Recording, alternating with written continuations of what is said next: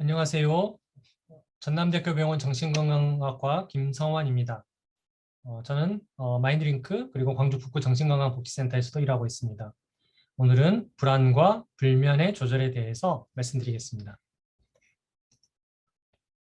여러분들은 어떨 때 불안하신가요? 시험이나 발표를 앞두고, 면접 시험 볼 때, 또 미래에 대한 걱정이나 염려가 들 때, 다양한 스트레스 상황에서 때로는 아무 이유 없이 불안하기도 합니다.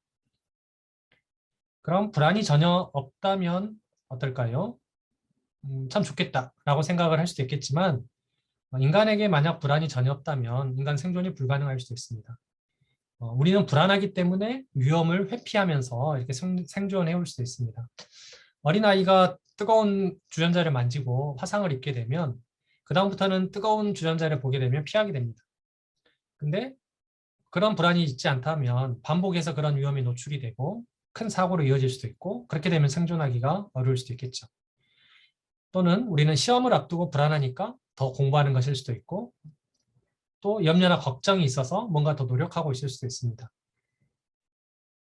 그래서 스트레스와 불안 관리의 출발점은 스트레스와 불안이 무조건 나쁜 것만은 아니다 라는 데서 출발을 합니다. 불안이 전혀 없다면 우리 삶은 때로는 너무 무료하고 생명력 없는 삶일 수도 있겠다라고 생각할 수 있겠습니다.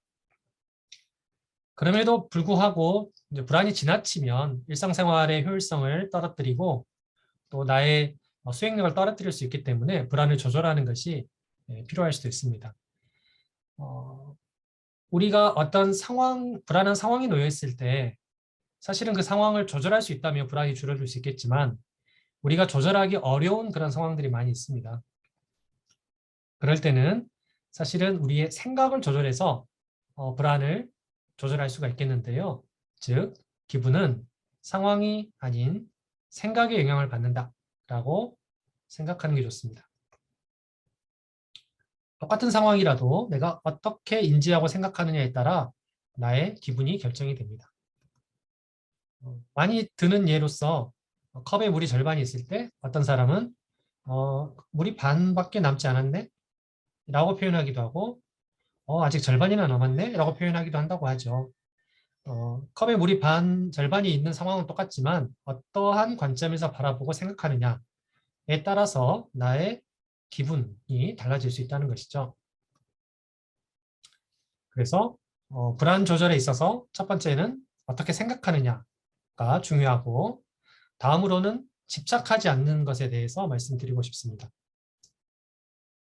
너무 작은 일에 지나치게 얽매이거나 또 지나버린 일에 너무 지나치게 집착하거나 후회하는 것이 불안이나 스트레스를 유발할 때가 많습니다. 잘 포기하는 사람이 스트레스나 불안 관리를 잘 하는 사람일 수도 있습니다. 우리가 걱정하는 일의 40%는 현실로 일어나지 않는 일을 걱정한다고 하죠. 30%는 과거에 일어난 일을 걱정하고 있고 22%는 하지 않아도 될 사소한 고민을 한다고 하죠. 4%는 우리 힘으로 어찌할 도리가 없는 일에 대한 걱정이고 그러니까 실제로 걱정을 해서 해결할 수 있는 일은 걱정하는 것에 4%밖에 되지 않는다라고 이야기를 합니다. 내가 어떻게 할 수 없는 과거의 일, 또 아직 일어나지 않는 미래의 일에 대해서 걱정하고 불안하는 것은 크게 의미가 없다라고 생각하면 좋겠습니다. 어떤 일이 닥쳤을 때 잘해야만 한다라고 생각을 하면 잘 할 수도 있지만 반대로 스트레스와 불안이 커지면서 잘 안 될 수도 있습니다. 우리가 운동을 할 때 스포츠 선수들이 야구 선수나 골프 선수나 탁구, 배드민턴, 피겨스케이팅 다 잘해야 된다라는 압박감을 가지면 몸에 힘이 들어가고 근육이 경직이 되면서 잘 안 된다라고 하죠. 힘을 빼고 할 때 성적이 좋게 나온다라는 이야기를 많이 합니다. 그것은 일상생활 속에서 여러분들이 무언가를 수행할 때도 마찬가지일 수 있습니다. 어떤 상황에서 실수하지 않고 잘해야 한다라고 생각하면 할수록 더 긴장하게 되고 더 불안하면서 더 잘 안 될 수도 있고 그렇습니다. 그래서 잘하면 좋은데 안 되면 어쩔 수 없지라는 마음으로 하면 할수록 여러분들이 준비한 것들을 잘 발휘할 수 있을 것입니다. 특히 이제 발표할 때 많이 불안한 경우가 있죠. 근데 그 발표가 시험이라든가 특히 어떤 면접 상황이라고 하면 더 긴장되고 더 불안할 수도 있습니다. 그런데 스스로 떨리거나 긴장한다고 인지할 때 불안은 증가합니다. 면접관 앞에서 이렇게 면접을 보고 있을 때 내 목소리가 떨리거나 내가 좀 긴장하거나 말을 좀 더듬고 있다라고 내가 생각을 하게 되면 더 긴장이 되고 더 불안해지면서 실제 떨리거나 더듬거나 긴장하는 것 이상으로 수행력이 안 좋게 되죠. 저도 지금 이 녹화를 하는데 좀 떨리거나 긴장이 되거나 말을 좀 버벅댈 때도 사실은 있는데 내가 지금 그러고 있다라고 생각을 하면 더 휘말리게 되고 더 그렇게 됩니다. 그런데 발표하는 상황에서 목소리가 떨리거나 긴장하는 것은 누구나 다 그렇습니다. 저도 교수로서 수도 없이 강의를 하고 발표를 하는데 제가 목소리가 떨리거나 가슴이 두근거리가 하는 상황이 자주 있습니다. 자주 있는데 그런 것을 그러지 말아야지라고 생각하면 할수록 더 잘 안 됩니다. 그래서 어느 정도 떨리거나 불안한 것은 긴장되는 것은 피할 수 없다라고 생각하는 게 좋습니다. 제가 수도 없이 많은 사람들의 발표를 저는 또 지켜보기도 하고 면접 시험을 보기도 하는데 떨리거나 긴장하는 것은 자연스러운 일이에요. 그게 안 좋게 보이거나 결코 그렇지 않습니다. 그렇기 때문에 너무 지나치게 긴장하지 않으려고 하고 떨지 않으려고 노력하시지 않아도 좋습니다. 그럼에도 불구하고 긴장이나 떨림을 조절하고 싶다면 발표 전에 복식 호흡을 하면 좀 도움이 됩니다. 차분한 음악을 듣거나 명상을 하거나 이완요법을 쓰거나 복식 호흡을 하면 부교감 신경이 활성화되면서 두근거림이 좀 줄어듭니다. 복식 호흡을 하는 방법은 숨을 들이마실 때 배가 앞으로 나오게, 복식 호흡을 횡격막 호흡이라고도 하는데 횡격막이 밑으로 이렇게 내려가면서 호흡을 하는 것이죠. 그래서 여러분들이 이제 더 자세한 것은 혹시 이제 유튜브나 이런 데서 복식호흡 하는 방법 한 번 더 찾아보시면 좋겠고, 복식호흡을 하면 긴장이 완화될 수 있다라고 말씀드리겠습니다. 반대로 교감신경이 활성화되는 상황은 피하는 게 좋습니다. 발표하기 전에 너무 막 복잡한 생각을 하거나 또는 발표 시간에 너무 임박해서 도착을 하면 자율신경계가 항진이 된 상황이 이어질 수 있기 때문에 더 긴장되고 떨릴 수 있겠죠. 발표 전에 지나친 카페인 섭취를 하게 되면 혈압이 올라가면서 심박동수가 올라가면서 더 긴장이 될 수도 있습니다. 그래서 너무 지나치게 카페인 섭취를 하는 것은 피하는 게 좋습니다. 또 반복적으로 연습을 하다 보면 그 상황이 좀 익숙해지면서 불안이 떨어질 수도 있죠. 불안에 대한 행동치료 중에 가장 흔히 사용되는 게 노출치료입니다. 노출이라고 하면 불안한 상황에 자꾸 자기를 노출하는 거죠. 그래서 우리가 매도 많이 맞으면 맷집이 생긴다. 권투 선수들 그런 이야기 하잖아요. 운동도 하면 체력이 생기고 불안한 상황을 자꾸 경험하다 보면 우리 신체는 점점 둔감해지면서 불안이 점점 줄어듭니다. 그렇기 때문에 여러 번 연습해보는 것도 그런 불안한 상황을 시뮬레이션해서 노출해보는 것도 불안을 조절하는 데 도움이 되겠습니다. 불안한 상황에 대한 생각을 좀 줄이는 게 도움이 되는데 쉽지 않죠. 자, 빨간 코끼리를 생각하지 마세요 라고 제가 말씀을 드리면 여러분들 머릿속에 갑자기 코끼리가 연상이 되시는 분들이 있을 겁니다. 더더욱이 한 번도 본 적이 없는 빨간 색깔 코끼리가 연상되는 분도 있겠죠? 자, 코끼리를 머릿속에서 지워보세요. 내가 제가 말씀을 드리면 머릿속에 떠오르고 있는 코끼리라는 영상이든 단어든 그런 생각들이 쉽게 없어지나요? 그렇지 않습니다. 생각하지 않으려고 하면 더 생각이 납니다. 그래서 신경 쓰지 마라고 이야기하는데 그 말처럼 쉽지 않죠. 그래서 스트레스와 불안에 한번 얽매이기 시작하면 그 상황에서 계속 맴도는 경우가 종종 있습니다. 어떻게 해야 될까요? 제가 코끼리를 생각하지 마세요라고 이야기를 던지는 순간 여러분들 머릿속에서는 코끼리가 떠올랐을 것이고 이 강의를 듣다가 다른 주제로 넘어가면 자연스럽게 코끼리 생각은 이제 사라질 수 있을 겁니다. 그래서 너무 한 가지 생각에 집착하고 매몰되어 있을 때는 그 상황에서 좀 벗어나서 그 생각을 떨쳐버리는 것이 도움될 수 있습니다. 잠시 다른 음악을 듣거나 운동을 하거나 일어나서 그 자리를 좀 뜨거나 이렇게 해서 그 생각에서 좀 빠져나오는 것이 또는 다른 생각을 해서 그 생각을 좀 밀어내는 것이 도움이 될 수 있습니다. 잠의 역할에 대해서 말씀드리겠습니다. 어떻게 하면 잘 잘 수 있는지 또는 어떻게 하면 불면증을 피할 수 있는지에 대해서 말씀드리겠습니다. 잠은 다양한 역할을 하는데 잠을 자는 동안에 휴식하게 되고 에너지를 재충전하면서 피로가 회복이 됩니다. 수면 중에 좋은 호르몬이 분비가 되고요. 또 하루 동안 생각과 기억이 정리가 됩니다. 우리가 인사이드 아웃이라는 애니메이션 보면 잠을 자는 동안에 기억이 장기 저장소로 이동하는 그런 게 그려지는데 이는 매우 과학적인 표현이라고 할 수 있습니다. 잠을 자는 동안에 좋은 기억과 생각들이 저장이 됩니다. 여러분들이 날을 새면서 공부를 하면 그 다음날 시험 볼 때는 쓰더라도 시험 끝나면 머릿속에서 다 증발해 버리죠. 그건 잠을 충분히 자지 않았기 때문입니다. 공부를 하고 푹 자면 그 기억이 더 오래 갑니다. 그래서 잠은 매우 중요합니다. 그런데 매우 중요한 잠인데 잠이 잘 안 오면 당황스럽죠.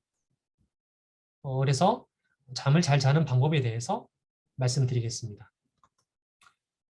잠을 잘 자기 위해서는 먼저 잠을 잘 못 자는 불면증 상황이 어떨 때 잘 생기는지에 대해서 살펴보면 잠을 잘 자는 방법이 더 잘 찾아질 수 있겠는데요.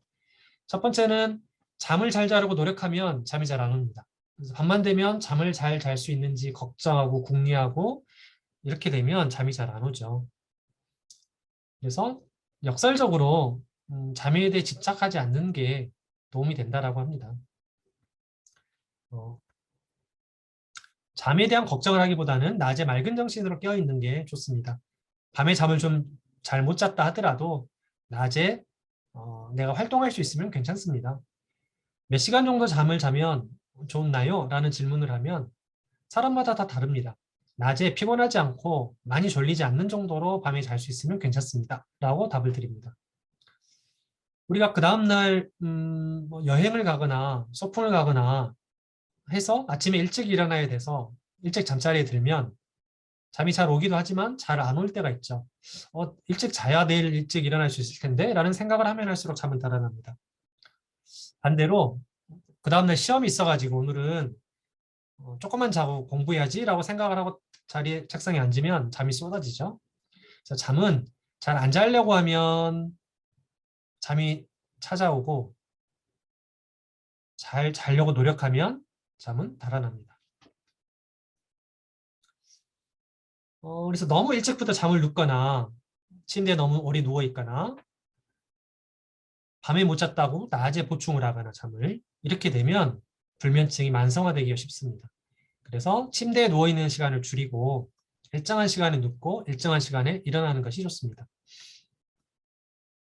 낮잠을 자더라도 오후 3시, 4시 이전에 자고 30분 또는 1시간 이내로 낮잠을 자는 것이 좋습니다. 너무 길게 낮잠을 자면 밤에 잠이 안 오고 그러면 또 악순환에 빠져서 그 다음날 또 졸리게 됩니다. 자, 숙면의 비결에 대해서 그러면 정리해서 말씀드리겠습니다. 잠은 졸릴 때 눕는 게 좋습니다. 그렇다고 새벽 3시, 4시까지 잠이 안 온다고 잠 안 자고 게임하거나 유튜브 보거나 하라는 것은 아닙니다. 저녁이 되면 이제 자극적인 것들을 피하고 또 자극적인 빛에서 피하고 그래서 스마트폰을 밤늦게까지 보거나 너무 자극적인 영상을 보거나 하는 것은 피하는 게 좋고 차분한 상황에서 졸음이 오려고 하면 그때 눕는 것이 좋습니다. 잠을 자려고 노력하면 잠이 잘 안 온다고 말씀드렸잖아요. 그래서 시계를 보지 않는 게 좋습니다. 그래서 시간을 알 수 있는 시계가 침실에 있는 것은 피하는 게 좋습니다. 불면증을 일으키는 여러 요인 중에 생각을 많이 하는 것, 누워가지고 이런저런 생각을 하다 보면 잠이 잘 안 오죠. 그날 있었던 일, 그 다음날 있을 일, 골치 아픈 문제들을 생각을 하면 잠이 잘 안 와요. 그래서 골치 아픈 문제들은 침실 밖에 떨쳐놔야 잠이 잘 옵니다. 근데 누워서 그 생각이 잘 떠나지 않아요. 그럼 어떻게 해야 될까요? 쉽지 않습니다. 아까 빨간 코끼리를 생각하지 마세요 하면 할수록 코끼리가 생각나는 것처럼 걱정을 하지 말아야지 하면 할수록 또 걱정이 떠오르는 경우도 있어요. 그러면 차라리 일어나서 다른 일을 해가지고 그러다 보면 그 생각이 자연스럽게 좀 밀려나죠. 그래서 그 생각이 좀 나지 않을 때 그때 다시 눕는 것이 좋습니다. 그래서 잠자리에 들고 대략 30분 이상 잠이 안 오는 것 같으면 음악을 듣거나 다른 활동을 조금 하다가 다시 눕는 게 좋다라고 권유드립니다. 잠자기 전에는 좀 이완할 수 있는 반복 회기가 도움이 될 수 있는데 따뜻한 음료를 마시거나 때로는 샤워를 하거나 아니면 어떤 루틴이 있을 수 있어요. 잠자기 전에 양치를 하거나 옷을 갈아입거나 잠잘 때 항상 듣는 음악이 있거나 나는 이러한 것을 하고 나면 잠을 잘 수 있어 라는 어떤 그런 루틴이 학습이 되면 그 상황으로 진입을 하면 조금씩 이제 졸리기 시작할 수도 있습니다. 그래서 잠을 잘 자는 그런 습관을 한번 이렇게 규칙적으로 그런 행동을 해보는 것도 도움이 될 수 있습니다. 반대로 침실에서는 아까 말씀드린 대로 스마트폰 보거나 유튜브 보거나 너무 그 복잡한 생각을 하거나 계산을 하거나 각성을 일으키는 행동을 하는 것은 좋지 않습니다. 밤에 잠을 좀 늦게 잤더라도 아침에는 일정한 시간에 일어나야 수면 주기가 흐트러지지 않고 아침에 그날 활동을 잘하고 또 밤에 잘 잘 수 있습니다. 아침에 일어나면 햇볕을 보면 생체 시계가 잘 돌아가면서 그날 저녁에 또 일정한 시간에 잠을 잘 수가 있습니다.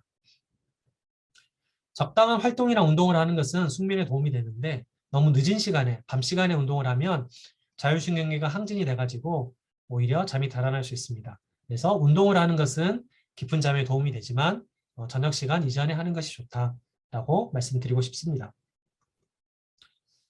운동에 대해서 마지막으로 잠깐 말씀드리고 싶습니다. 하루 30분 이상, 일주일에 3회 이상 유산소 운동을 하는 것이 건강에 좋습니다. 심장 박동수가 100회 이상으로 빨라지고 땀을 흘리는 그런 운동을 하는 것이 좋은데 그렇게 운동을 하면 심혈관계나 근력이 좋아질 뿐더러 뇌세포 손상을 막고 뇌기능도 강화가 되고 깊은 잠을 자는 데 도움이 됩니다. 야외에서 햇볕을 보면서 운동을 하면 비타민 D 합성도 되고 뇌의 세로토닌 수준을 올려주면서 기분도 좋아집니다. 운동을 하면 뇌가 튼튼해지고 기분과 기억력이 좋아질 수 있다고 하죠. 운동을 하면 체력이 증가하고 기억력과 집중력과 같은 인지 기능이 개선이 되고 활력과 에너지가 증가되고 면역력도 향상될 수 있습니다. 반대로 비만을 예방하고 성인병을 예방하고 우울감과 스트레스를 줄여주고 불면증을 줄여주고 사망 위험을 감소시킬 수 있습니다. 그래서 규칙적인 운동을 하는 것이 필요합니다. 오늘은 불안과 불면의 조절에 대해서 말씀드렸는데요. 너무 불안하지 않으려고 너무 잘 자려고 애쓰지 않은 게 역사적으로 도움될 수 있습니다. 생각을 긍정적으로 하거나 때로는 다른 곳에 집중하면서 불안한 생각에서 빠져나오는 것이 도움될 수 있겠고요. 숙면을 위해서는 규칙적인 생활 습관을 유지하면서 나쁜 수면 습관은 피하는 것이 도움이 되겠습니다. 오늘 경청해 주셔서 감사합니다.